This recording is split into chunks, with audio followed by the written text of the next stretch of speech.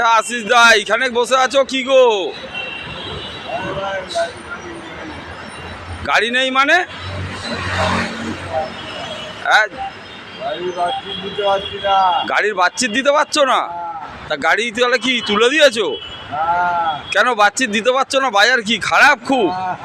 হ্যাঁ, তা তুমি বেড়া ধরে নিয়েছো, তা কি খেয়েছো নাকি?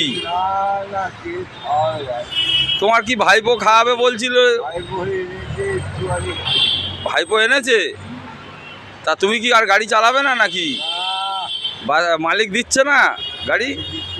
কেন কেন বাচ্চিত দিতে পারো নি? কেন বাজার খুব খারাপ? তা তুমি তো লোটকে যাচ্ছ পুরো। ওকে এইসব কেন বলছো? এইসব কি করবে? আর এই তো বাজার, সেই বাজারেই তো চলতে হবে। ঠিক আছে ঠিক আছে ঠিক আছে।